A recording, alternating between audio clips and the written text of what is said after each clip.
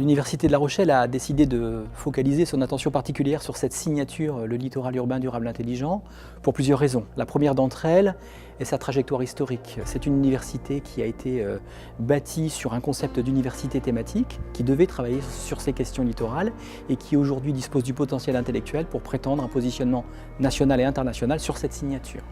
C'est par ailleurs extrêmement cohérent avec le territoire, puisque le territoire de La Rochelle et son environnement porte un grand projet environnemental autour de l'atteinte d'un territoire zéro carbone à l'horizon 2040.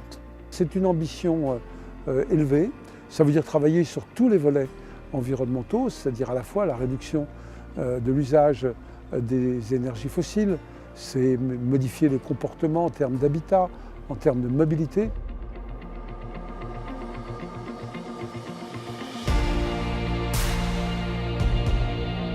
Pour répondre à cet enjeu d'adaptation, l'Université de La Rochelle possède toute une chaîne de compétences, depuis l'étude des processus physiques jusqu'à finalement l'étude des sociétés et des territoires.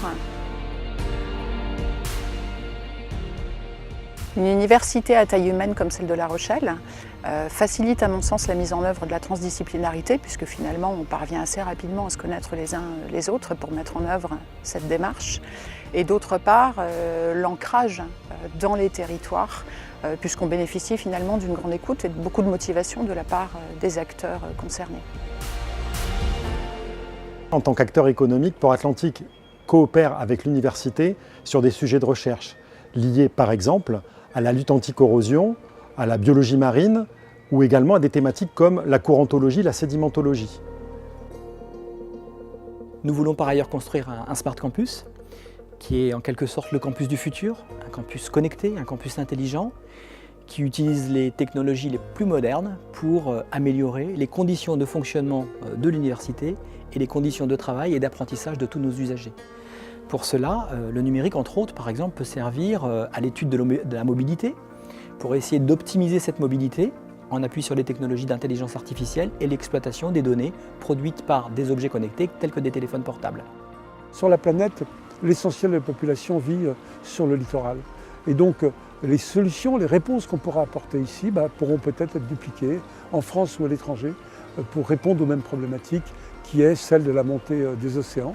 Donc il faut travailler à la fois pour avoir un comportement qui limite cette progression, mais aussi une capacité d'adaptation de notre territoire, à la fois avec des protections, parce qu'on doit bien protéger la partie historique de notre ville, mais aussi une capacité à régénérer les marais pour qu'ils puissent absorber les mouvements des océans, d'être capable d'absorber des tempêtes comme nous avons connu avec Cynthia. Et donc vivre en proximité avec l'océan, c'est aussi être capable d'apporter des réponses.